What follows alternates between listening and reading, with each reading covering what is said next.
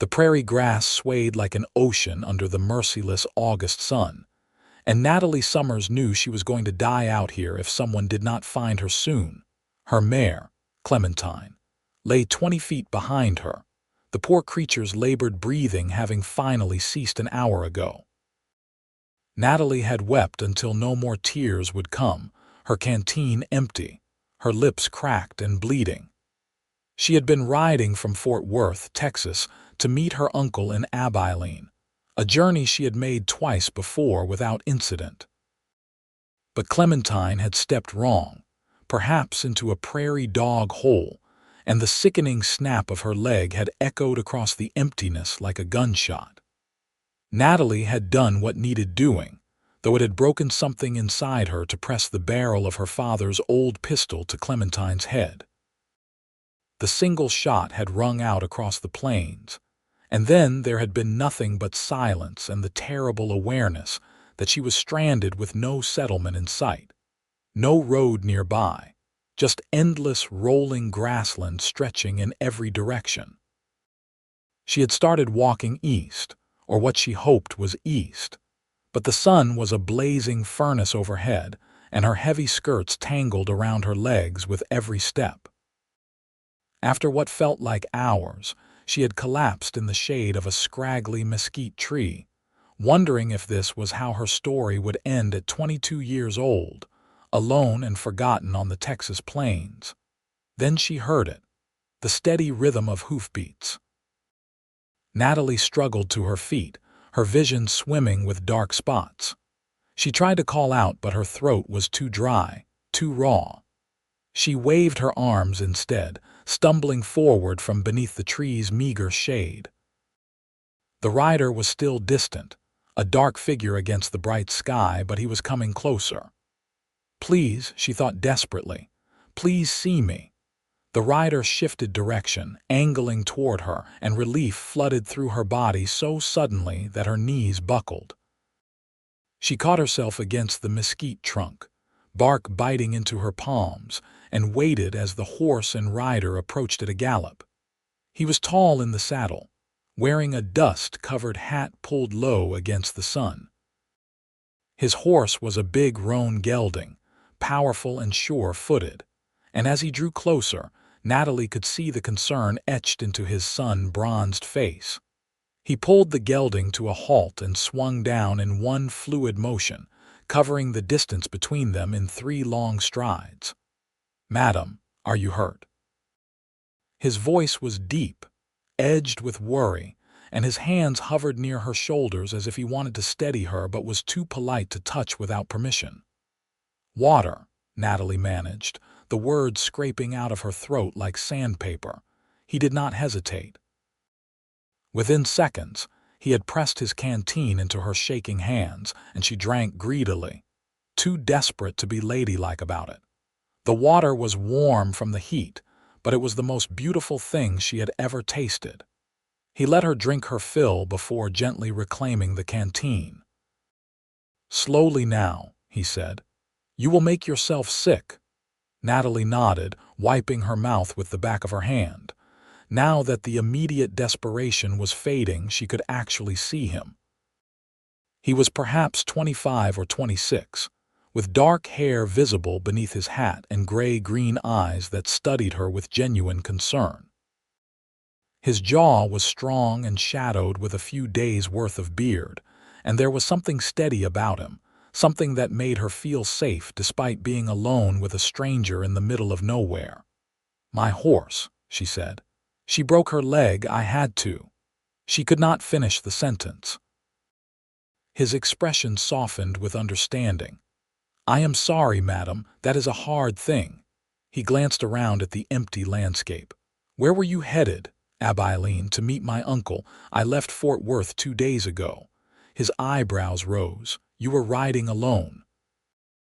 "I have made the journey before," Natalie said, defensive despite her exhaustion. "I am capable." "I do not doubt that, madam," he said, and there was no condescension in his tone. "But even the most capable person can run into bad luck. The prairie does not care how experienced you are." He seemed to consider something, then nodded as if coming to a decision. "My name is Ethan Zimmerman. I have been working a cattle drive, but we brought the herd into Fort Worth yesterday, and I was heading back to my family's ranch near Weatherford. That is about 60 miles northwest of here." "I am Natalie Summers," she said. "Well, Miss Summers, I cannot leave you out here, and Weatherford has a stage station. We can get you to Abilene from there." He gestured to his horse. "Duke here is strong enough to carry us both if you do not mind riding double." The thought of spending hours pressed against this stranger on horseback should have scandalized her, but Natalie was far too practical to care about propriety when her life hung in the balance. "I would be grateful, Mr. Zimmerman." "Ethan," he corrected. "No point in formality when we will be sharing a saddle for the better part of the day." He smiled then, just a slight quirk of his lips, but it transformed his whole face from serious to something warmer, almost boyish. "Natalie," she offered in return. Ethan retrieved what little she had salvaged from Clementine's saddlebags, tying them securely to Duke's already laden saddle. Then he mounted and extended his hand down to her. "Put your foot on mine and I will pull you up." Natalie did as instructed, and with surprising ease, Ethan lifted her up behind him. She settled onto Duke's broad back, her skirts bunching awkwardly, and hesitated before wrapping her arms around Ethan's waist. She could feel the solid warmth of him even through his shirt and vest, could smell leather and sage and honest sweat. "Hold on tight," Ethan said. "Duke has an easy gait, but I do not want you falling off." Natalie tightened her grip, pressing closer, and felt Ethan shift slightly in response. Then he clicked his tongue and Duke started forward at a steady walk that soon transitioned into a smooth, ground-eating trot. The first hour passed in near silence. Natalie was too exhausted and too aware of every point of contact between their bodies to make conversation. Her cheek rested against Ethan's broad back, and she could feel the rise and fall of his breathing, the flex of his muscles as he guided Duke across the uneven terrain. The sun beat down relentlessly, but at least she was moving, getting somewhere, not dying alone under that mesquite tree. "How long were you stranded?" Ethan asked eventually, breaking the quiet. "Since this morning, early, just after dawn. You were lucky I came along. This is not a well-traveled area." "Why were you out here then?" Natalie asked. "Taking a shortcut," Ethan admitted. "The main road adds 10 miles and I was eager to get home. My mother worries if I am gone too long." Something about the way he said it, with affection rather than annoyance, made Natalie smile against his back. "You are close with your family." "I am. There is my mother and father, 2 younger brothers and a sister. The ranch keeps us busy, but we work well together." He paused. "What about you? You said you were meeting your uncle." "Yes. My parents passed 2 years ago, fever, both within a week of each other. My uncle is my only family left. He has a shop in Abilene and wants me to help him run it. He is getting older and needs someone he can trust." "I am sorry about your parents," Ethan said quietly. "That must have been difficult." It was. Natalie found herself talking more freely than she had in months, perhaps because she could not see his face, perhaps because of the intimacy of their position. "I have been living in Fort Worth, working as a seamstress, but the work is not steady. My uncle's offer seemed like a good opportunity." "Do you want to run a shop?" The question surprised her. No one had asked what she wanted. "I do not know," she admitted. "I have not had much choice in the matter. A woman alone needs to make practical decisions." "That is true enough," Ethan said, "but practical does not always mean happy." "Are you happy?" Natalie asked. "Working your ranch, I am," he said without hesitation. "I cannot imagine doing anything else. Working with the cattle, the horses, being outside, it suits me." He shifted in the saddle. "Though I will admit, sometimes I wonder what else is out there. I have never been farther than Dallas." I have never been anywhere except Fort Worth and the road to Abilene, Natalie said. I used to think I wanted to see more, but now I think I just want to feel settled, to have a place that is mine. That is a good want, Ethan said. They rode on, and as the afternoon stretched toward evening, they talked about everything and nothing. Ethan told her about breaking horses, about a particularly stubborn bull named Goliath, who had led his brothers on a merry chase through 3 counties. Natalie told him about the intricate wedding dress she had made for the mayor's daughter, about the old woman who had taught her to sew, and insisted that every stitch should be an act of love. The conversation flowed easily, naturally, and Natalie found herself laughing at Ethan's stories, found him chuckling at hers. When the sun began to sink toward the horizon, painting the sky in shades of orange and pink, Ethan guided Duke toward a small creek lined with cottonwood trees. "We should stop for the night," he said. "Duke needs rest, and so do we. We can start again at first light." Natalie's first thought was propriety, spending the night alone with a man she had just met, but her second thought was that Ethan had been nothing but respectful, and she trusted him. It surprised her how much she trusted him after such a short time. Ethan dismounted first, then helped her down. Her legs were stiff from riding and she stumbled slightly. His hands steadied her, strong and sure, and for a moment they stood close, his hands on her waist, her hands on his shoulders. Their eyes met and something passed between them, something electric and unspoken. Then Ethan stepped back, clearing his throat. "I will get a fire going," he said. "There is jerky and hardtack in my saddlebags. Not fancy, but it will fill the stomach." While Ethan tended to Duke and gathered wood, Natalie walked to the creek and washed her face and hands, the cool water soothing her sun-burned skin. When she returned, Ethan had a small fire crackling and had laid out a bedroll. "You take that," he said, gesturing to the bedroll. "I will sleep by the fire." "I cannot take your bed," Natalie protested. "You can and you will," Ethan said firmly. "You have been through enough today without sleeping on the hard ground." They ate in companionable silence, the jerky tough but satisfying, and as darkness settled over the prairie, the stars emerged in breathtaking numbers. Natalie had never seen so many, like diamonds scattered across black velvet. "It is beautiful," she whispered. Ethan looked up, then at her. "It is," he agreed, though his gaze lingered on her face. Natalie felt heat rise in her cheeks that had nothing to do with the fire. She turned away, flustered. "I should sleep. Tomorrow will be another long day." "It will," Ethan said, "but we will make good time. You will be in Weatherford by tomorrow evening." Natalie settled onto the bedroll, which smelled like Ethan, like leather and sage, and watched as he positioned himself near the fire, his hat pulled low over his face. She knew she should sleep, but her mind was spinning, replaying the day, the feel of his body against hers as they rode, the sound of his laugh, the way his eyes crinkled at the corners when he smiled. She was being foolish. He was helping her out of decency, nothing more. In 2 days, she would be on a stage to Abilene and would never see him again. The thought made her chest ache in a way she did not want to examine. When Natalie woke, the sky was just beginning to lighten with pre-dawn gray. Ethan was already up, rekindling the fire, and he looked over when he heard her stir. "Morning," he said. "Sleep well." "Better than I expected," Natalie admitted.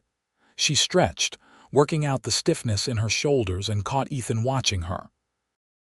He looked away quickly, busying himself with the saddlebags. They shared a quick breakfast of water and the last of the jerky.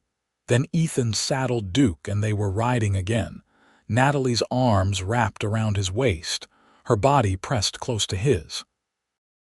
If anything, the intimacy felt more intense this morning, more charged. Every breath seemed louder, every movement more deliberate. "Tell me about your family," Natalie said, needing to fill the silence before it overwhelmed her. Ethan seemed grateful for the distraction. My father came to Texas after the war, bought land cheap and built it up from nothing. He is a hard man but fair. My mother is the heart of the family, keeps us all in line. My brother James is 23, good with cattle but terrible with horses. Samuel is 19 and fancies himself a gambler, though he loses more than he wins. And Clara is 16, smart as a whip and determined to go to a proper school back east, though my father is not thrilled about the idea. You sound proud of them, Natalie said.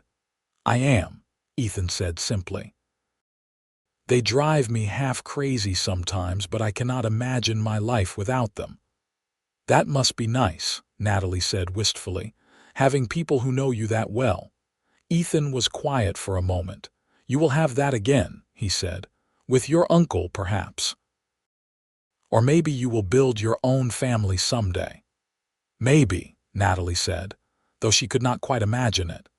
The morning passed into afternoon and the landscape began to change, becoming slightly more wooded, with gentle hills rolling across the terrain.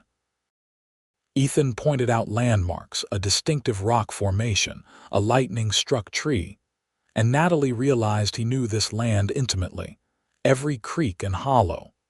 They stopped briefly to water Duke and rest, and as Natalie drank from the canteen Ethan offered her, he said, Can I ask you something? Of course. You really want to go to Abilene, to work in your uncle's shop? Natalie lowered the canteen, surprised by the question. I do not have much choice. What else would I do? You could choose something different, Ethan said, if you wanted to. Like what? Natalie asked, genuinely curious. I do not know, Ethan admitted. But you seem like someone who should have more than just a practical life. You should have something that makes you happy. His words settled into her chest, warm and unexpected. No one has ever said something like that to me before. Then people have not been paying attention, Ethan said, and there was such sincerity in his voice that Natalie felt tears prick her eyes. They mounted Duke again and rode on, but something had shifted between them. Natalie held Ethan a little tighter and he leaned back into her embrace just slightly, and the air felt thick with things unsaid. As the sun began its descent toward the western horizon, buildings appeared in the distance. Weatherford, Ethan announced, and Natalie felt her heart sink. This was it then. The end of their journey together. The town was small but bustling, with a main street lined with shops and a large stable at one end. Ethan guided Duke to the stable and dismounted, then helped Natalie down. Her legs wobbled and he kept his hands on her waist until she was steady. Thank you, Natalie said, and the words felt woefully inadequate. You saved my life. Anyone would have done the same, Ethan said, but you were the one who did, Natalie insisted. She looked up at him, memorizing his face, the gray-green of his eyes, the strong line of his jaw. I will not forget this. I will not forget you. Something flickered across Ethan's face, something that looked like pain. The stage leaves for Abilene day after tomorrow, he said. I can arrange a room for you at the boarding house until then. You do not have to do that, Natalie said. I want to, Ethan said firmly. He secured a room for her at a respectable boarding house run by a plump, kind-faced woman named Mrs. Patterson. Then he walked Natalie to the door, carrying her meager belongings, and they stood on the porch in the dying light. I should go, Ethan said. My family will be wondering where I am. Of course, Natalie said. Thank you again for everything. Ethan nodded, then turned to leave. He made it 3 steps before he stopped, his shoulders tense. Then he turned back. Have dinner with me tomorrow, he said abruptly. There is a decent restaurant in town, nothing fancy, but the food is good. Natalie's heart leapt. I would like that. 6 o'clock, Ethan asked. 6 o'clock, Natalie agreed. Ethan smiled, that same warm, boyish smile that transformed his face, and then he was gone, striding down the street into the gathering darkness. Natalie stood on the porch long after he disappeared, her hand pressed to her chest where her heart was racing. Mrs. Patterson showed her to a small but clean room, and Natalie collapsed onto the bed, exhausted and overwhelmed. She should be thinking about her uncle, about Abilene, about the practical future she had planned. Instead, all she could think about was Ethan. The sound of his voice, the feel of his arms around her as they rode, the way he looked at her like she was something precious. She barely slept that night, alternating between excitement and dread. What was she doing? She was leaving for Abilene in 2 days. Getting attached to Ethan was foolish, would only lead to heartbreak. But when she closed her eyes, she could still feel the solid warmth of his back against her cheek, could still hear him saying she deserved to be happy. The next day dragged interminably. Natalie tried to occupy herself, washing her travel-stained clothes, mending a tear in her skirt, but her thoughts kept drifting to the evening ahead. Mrs. Patterson noticed her distraction and smiled knowingly. "That young man who brought you here," she said as Natalie helped her prepare vegetables for supper. "Ethan Zimmerman. He is a good boy from a good family." "He was very kind to me," Natalie said carefully. "Kind," Mrs. Patterson repeated with a little laugh. "Yes, I suppose that is one word for the way he looked at you." Natalie felt her cheeks heat. "We only just met." "Sometimes that is all it takes," Mrs. Patterson said. "My Henry asked me to marry him 3 days after we met. We had 42 years together before the Lord took him home." 3 days, Natalie said faintly. "When you know, Mrs. Patterson said with a shrug, "but you do have to be brave enough to reach for it." The words stayed with Natalie as she dressed for dinner, choosing her best dress, a simple blue cotton that brought out her eyes. She pinned her dark hair up, allowing a few curls to frame her face, and studied herself in the small mirror. She looked nervous, hopeful, and younger than her 22 years. Ethan arrived precisely at 6, wearing clean trousers and a white shirt that made his sun-bronzed skin seem even darker. His hair was still damp, slicked back, and he held his hat in his hands nervously. "You look beautiful," he said when she opened the door. "Thank you," Natalie said. "You look very handsome." They walked to the restaurant side by side, not touching but acutely aware of each other. The restaurant was indeed simple, just a handful of tables covered with checkered cloths, but it was clean and smelled wonderful. Ethan held Natalie's chair for her, then sat across from her, his long legs bumping hers under the small table. "Sorry," he said, shifting. "It is fine," Natalie said, and surprised herself by pressing her knee gently against his. Ethan's eyes widened slightly, but he pressed back, maintaining the contact. They ordered steaks and potatoes, and as they waited for the food, they talked like they had on the ride, easily and openly. Ethan told her more about the ranch, about his dreams of expanding the herd, of building a reputation for quality cattle. Natalie told him about the dresses she dreamed of making, elaborate gowns like she had seen in magazines from back east, though there was little call for such things in Fort Worth. "Why do you not go east then?" Ethan asked. "To somewhere like New York or Philadelphia?" "Because I am afraid," Natalie admitted. "It is foolish, I know. I can cross the Texas prairie alone, but the thought of a big city terrifies me." "That is not foolish," Ethan said. "Fear is just our minds trying to protect us, but sometimes we have to push past it." "Is there anything you are afraid of?" Natalie asked. Ethan was quiet for a moment, considering. "I am afraid of living a small life," he said finally. "Not small in terms of wealth or success, but small in terms of what matters. I am afraid of not loving fully, of not taking risks, of getting to the end and having regrets." The intensity in his voice and his gaze made Natalie's breath catch. "That is a big fear," she managed. It is the only one that really matters, Ethan said. The food arrived and they ate, but the conversation had taken on a new weight. Every word felt significant, every glance loaded with meaning. When the meal was finished and Ethan paid, they walked back toward the boarding house slowly, as if neither wanted the evening to end. "I have been thinking," Ethan said as they reached the porch, "about what I said yesterday about you having a choice." "What about it?" Natalie asked. "I meant it," Ethan said. He turned to face her, taking her hands in his.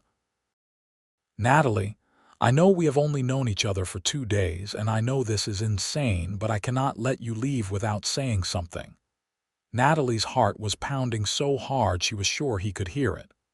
"What? Stay," Ethan said simply. "Stay in Weatherford. Stay with me." "Ethan," Natalie whispered. "I know it is too fast," Ethan rushed on. "I know you probably think I am crazy, but I have never felt like this before, like I have known you forever, like you are the missing piece I did not even know I was looking for. These 2 days with you have been the best of my life, and the thought of you leaving, of never seeing you again, it makes me feel like I cannot breathe." Tears were streaming down Natalie's face now. "I feel the same way," she said. "I thought I was the only one, that I was being foolish." "You are not foolish," Ethan said fiercely. He cupped her face in his hands, wiping away her tears with his thumbs.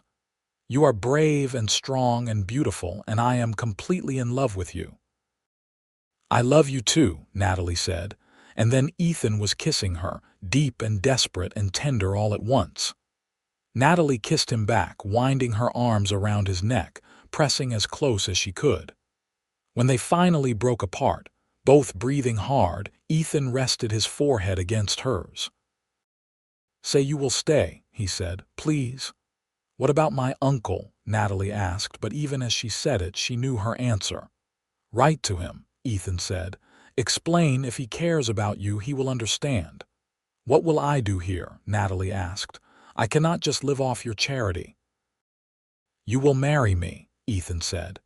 "If you will have me, and you will make those beautiful dresses you dream of.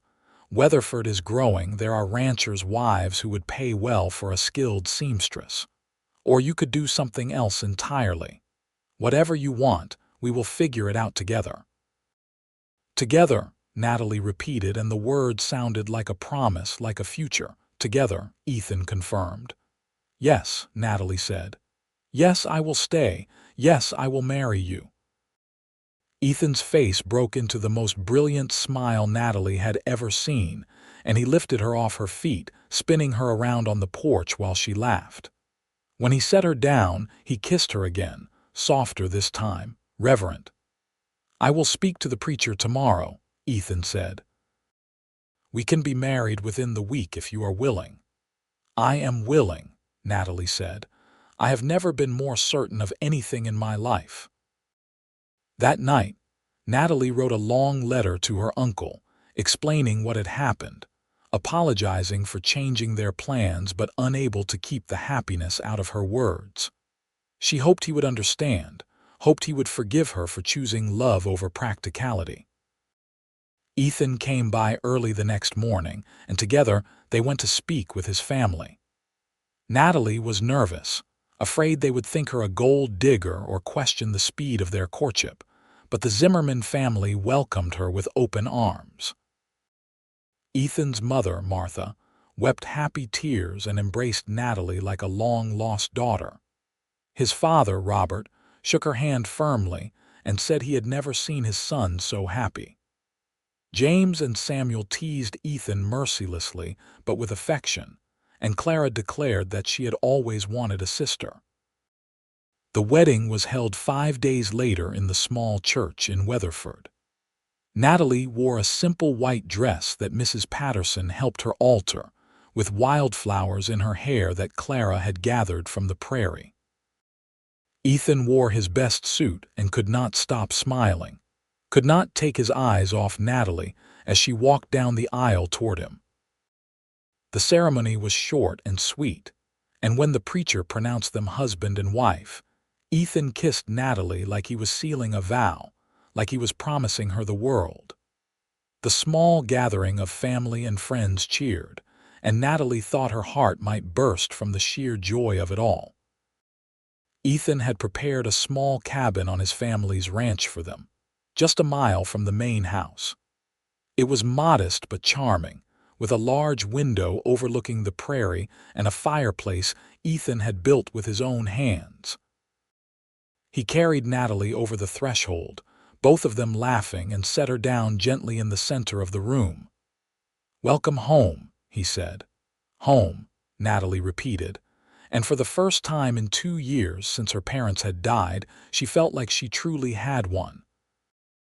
Their wedding night was tender and passionate, an exploration of each other, both physical and emotional. Ethan treated Natalie like she was something infinitely precious, and she gave herself to him completely, without reservation or fear. Afterward, they lay tangled together in the narrow bed, talking in whispers even though there was no one to hear. "You regret it?" Ethan asked, his fingers tracing lazy patterns on her shoulder. "Giving up your plans for Abilene?"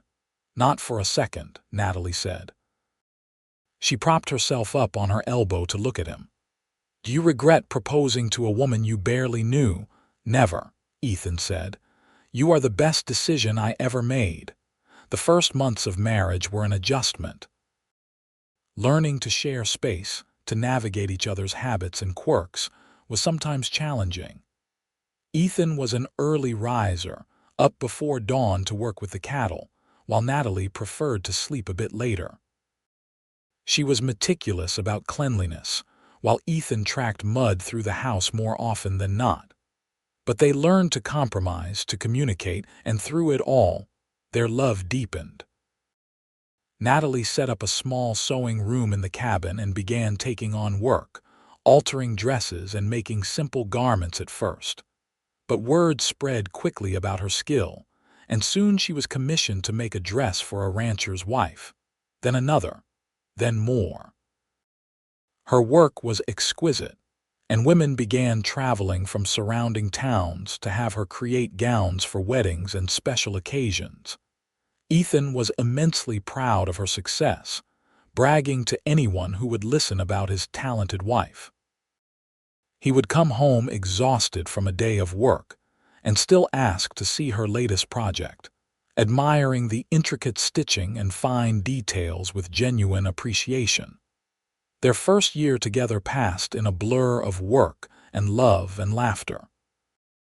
They hosted dinners with Ethan's family, went on long rides across the prairie on Duke, spent quiet evenings reading aloud to each other by the fireplace. They had their share of arguments too, passionate disagreements about money or whose turn it was to do what chore, but they always made up, always came back to the fundamental truth that they were stronger together than apart. On their first anniversary, Ethan took Natalie back to the spot where he had found her, that scraggly mesquite tree still standing alone on the plains. They had a picnic in its shade, and Ethan gave her a necklace he had bought in Fort Worth, a delicate silver chain with a small turquoise stone. "I thank God every day that Duke and I took that shortcut," he said as he fastened it around her neck. "That we found you." "I thank God I did not die of thirst before you got there," Natalie said, then laughed at the dark humor of it. "Can you imagine? We might never have met." "I do not want to imagine it," Ethan said seriously. "You are my whole world, Natalie." "And you are mine," she said, kissing him. It was that same month that Natalie realized she was pregnant. She waited until she was certain before telling Ethan, and when she finally did over breakfast one morning, he dropped his fork in shock. "A baby," he said. "We are going to have a baby." "Yes," Natalie said, unable to stop smiling. Ethan let out a whoop of joy that probably woke half the county, then swept Natalie into his arms, holding her tight. "I am going to be a father," he said, voice muffled against her hair. "We are going to be parents." "We are," Natalie confirmed, and felt tears of happiness slide down her cheeks. The pregnancy was relatively easy, though Natalie tired quickly and had to cut back on her sewing work in the later months. Ethan doted on her constantly, bringing her wildflowers, rubbing her aching feet, reading to her when she could not get comfortable enough to sleep. His mother and sister visited regularly, offering advice and support, and Natalie felt surrounded by love and family in a way she had not since her own parents died. She went into labor on a hot June afternoon, 14 months after marrying Ethan. The labor was long and difficult, lasting through the night and into the next day, and there were moments when Natalie was sure she could not do it, that she did not have the strength. But Ethan stayed by her side the entire time, holding her hand, wiping her face with cool cloths, murmuring words of encouragement and love. When their son finally arrived, red-faced and squalling, Natalie wept from exhaustion and relief and overwhelming love. Ethan cut the cord with shaking hands, then cradled his son with a look of absolute wonder. "He is perfect," Ethan said. "You did so well, my love. He is perfect." They named him Thomas Robert Zimmerman after Natalie's father and Ethan's. Little Thomas was a healthy, hungry baby who kept them up most nights, but filled their lives with such joy that the exhaustion hardly mattered. Ethan was a natural father, patient and gentle, changing diapers and walking the floor with Thomas when he fussed. Natalie would watch them together, her husband and son, and feel such contentment that it was almost frightening in its intensity. Thomas was 6 months old when Natalie's uncle finally visited. He had responded to her original letter with hurt and disappointment, but over the months, as Natalie wrote regularly and sent photographs, his tone had softened. Now he had closed his shop in Abilene and made the journey to Weatherford to meet his niece's family. Uncle Henry was a thin, bookish man with kind eyes behind wire-rimmed spectacles.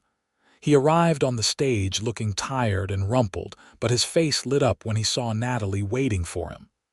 "My dear girl," he said, embracing her. "Let me look at you. Marriage suits you. You are glowing." "I am happy, Uncle Henry," Natalie said. "Truly happy." "I can see that," he said. "And where is this husband of yours and the baby I have heard so much about?" Ethan appeared with Thomas in his arms, and uncle and nephew-in-law shook hands while Thomas grabbed at Henry's spectacles. Over the next few days, Henry stayed with them, and Natalie watched as any lingering doubts he might have had melted away. He saw how Ethan looked at her, how they moved around each other with practiced ease, how they laughed together over Thomas's antics.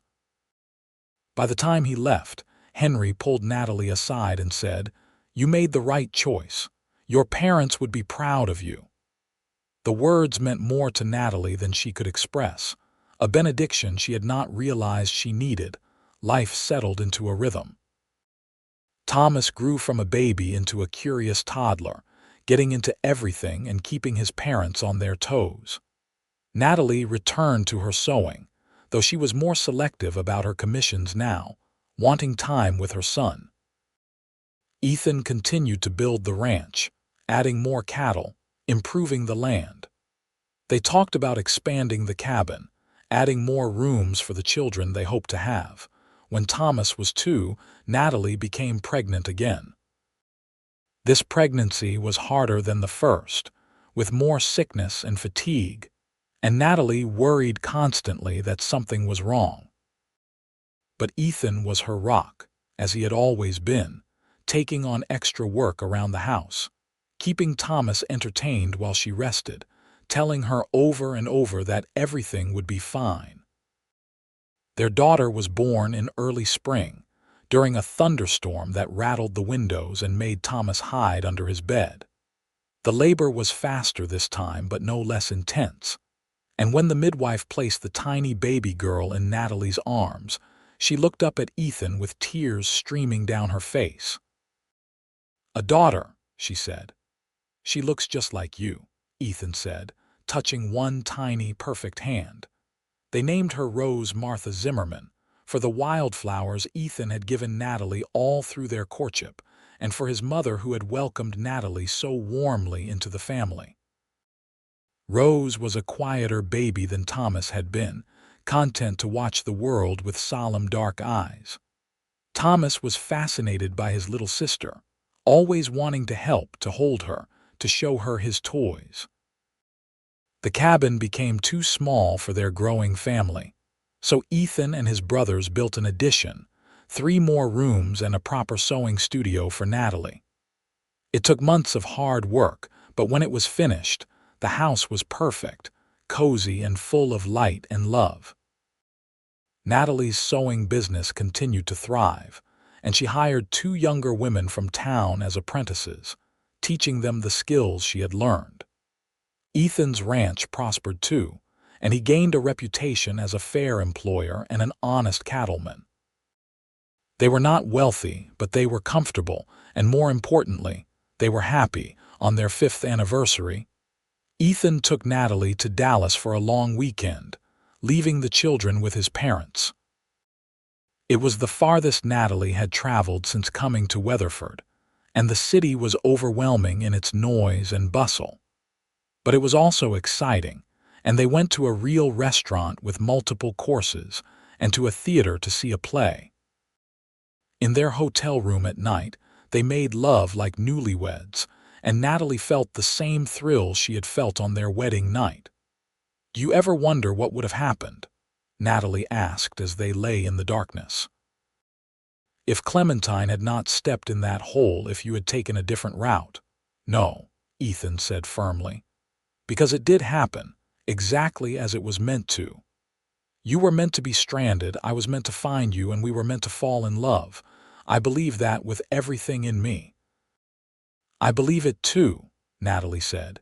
Years passed, marked by birthdays and holidays and the steady progression of seasons.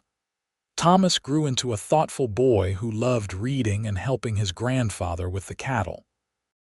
Rose was more adventurous, always climbing trees and getting into mischief, but with a tender heart that could not stand to see anything hurt. When Thomas was 8 and Rose was 6, Natalie gave birth to another son, a surprise after she had thought they were done having children. They named him William, and he became the baby of the family, doted on by his older siblings and parents alike. Ethan's hair began to show threads of silver at his temples, and Natalie found laugh lines around her eyes, marks of a life well lived. The ranch continued to grow, and eventually Ethan took on partners, including his brothers, forming a family business that supported all of them. Natalie's sewing studio became a legitimate shop in town, employing several women and creating beautiful garments for clients across Texas. Through it all, through the challenges and triumphs, the exhausting days and tender nights, Natalie and Ethan remained each other's greatest love. They still took rides together on Sunday afternoons, now with a new horse alongside Duke's successor. They still talked for hours about everything and nothing. They still kissed each other goodbye every morning and hello every evening like it was the most important thing in the world. On their 20th anniversary, Ethan took Natalie back to that mesquite tree once more.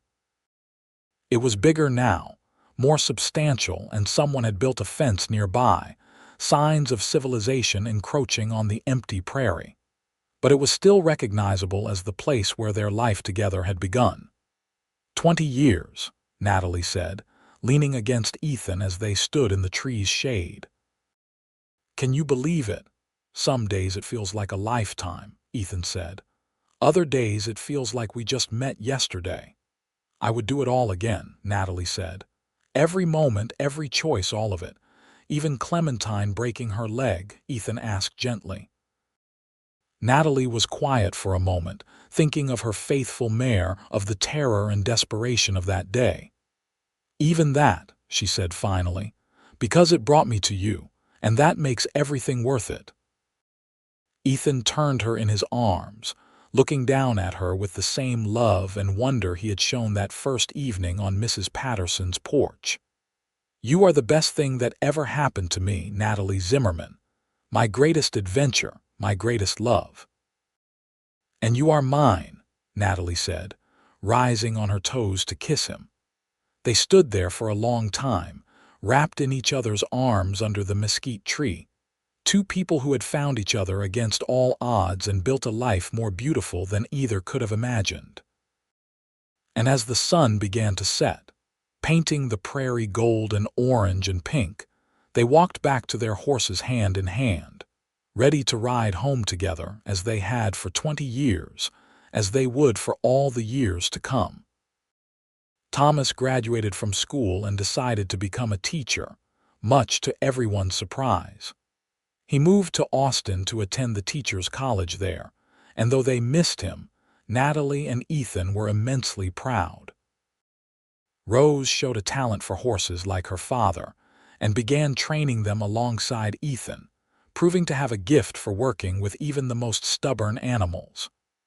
William, still young, showed signs of being the businessman of the family, always calculating and planning even at 8 years old.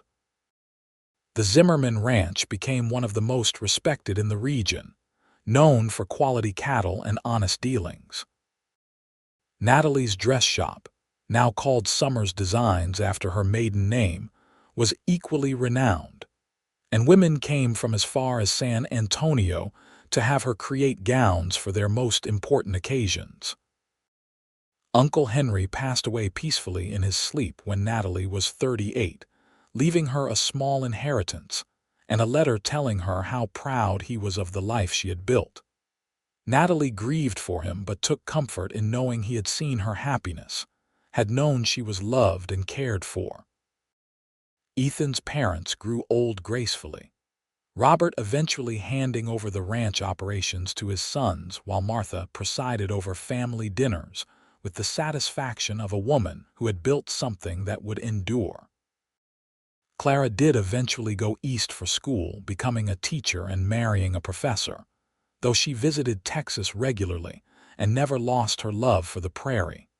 On their 30th anniversary, all 3 of their children threw them a surprise party. Thomas came home from Austin with a lovely young woman he was courting. Rose had invited half the town, it seemed, and William had organized games and entertainment with the precision of a military campaign.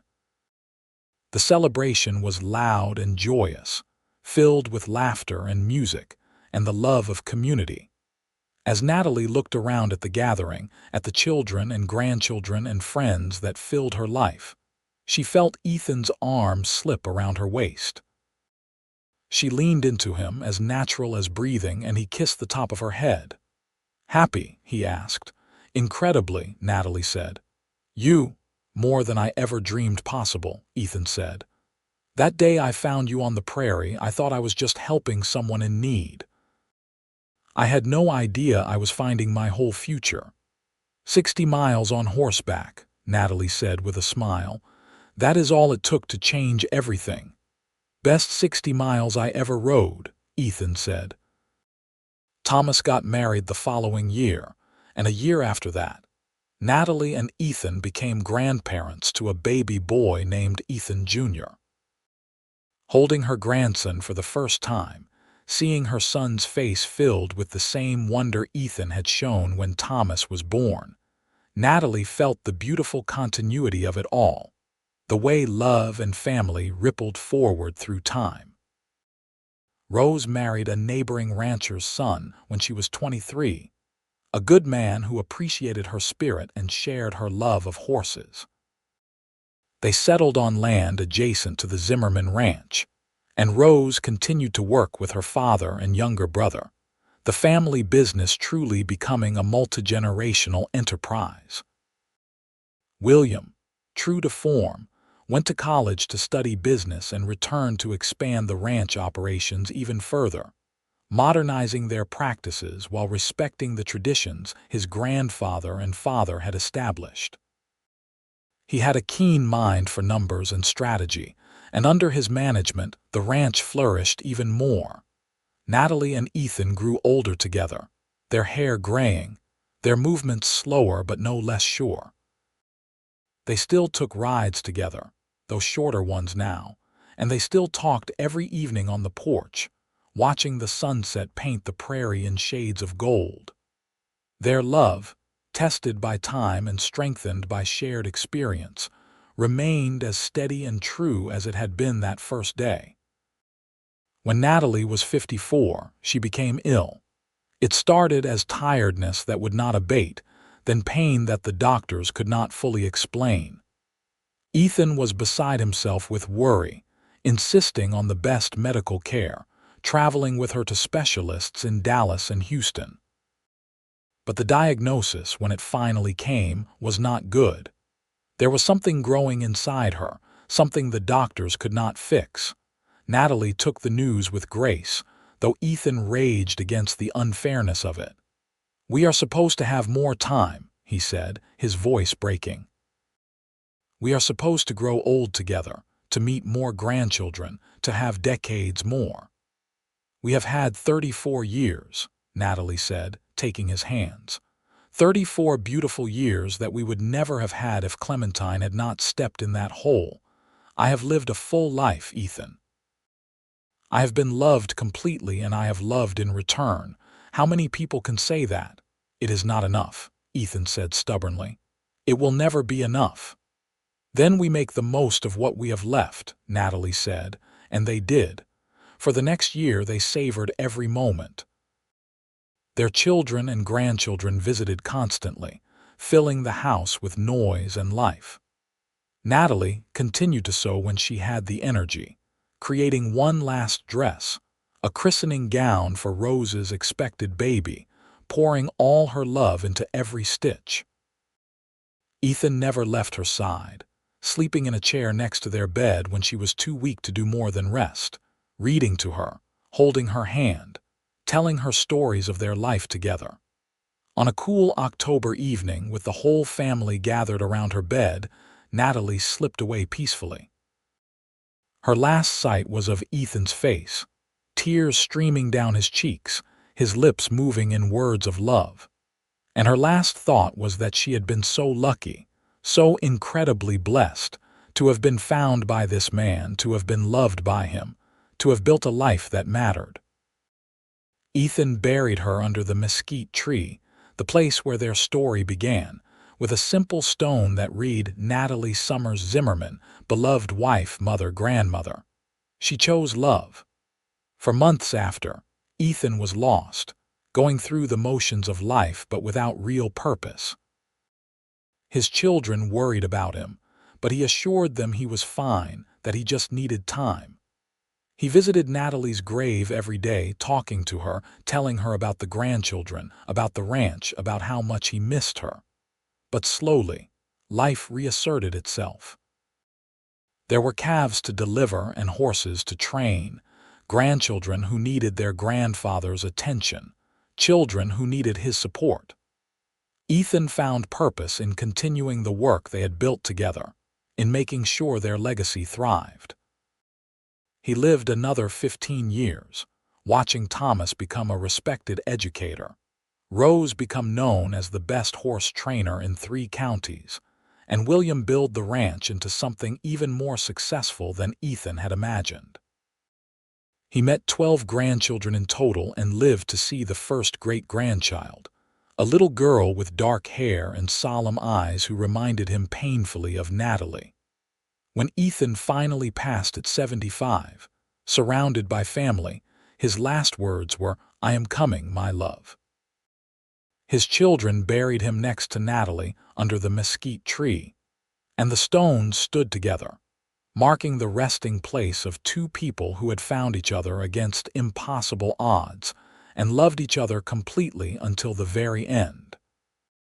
Years later, their great-great-grandchildren would visit the graves, now in the middle of a thriving town that had grown up around the old ranch. They would hear the story of how their great-great-grandmother's horse had died on the prairie, leaving her stranded, and how their great-great-grandfather had ridden 60 miles with her on his horse, and how that chance encounter had sparked a love that had shaped generations. And standing there under the old mesquite tree, now massive and gnarled with age, those descendants would understand that sometimes the worst moments of our lives are really doorways to the best, that love can be found in the most unexpected places, and that courage means being willing to risk everything for a chance at happiness. The Zimmerman Ranch still operated, now run by the fifth generation, a testament to hard work and family values. And in the town of Weatherford, Summers' designs continued as well, still creating beautiful garments, still upholding Natalie's belief that every stitch should be an act of love. But more than the businesses or the property or the success, what Ethan and Natalie left behind was a story, a reminder that life can change in an instant, that kindness matters, and that when you find love, real love, you hold on to it with everything you have. Their 60-mile ride together had lasted only a day and a half, but the journey they began that day had endured far beyond their lifetimes, rippling forward through children and grandchildren and generations yet to come. And somewhere, perhaps in whatever comes after, two souls rode together still, pressed close on horseback, crossing an endless prairie under an infinite sky, finally home in each other's arms forever.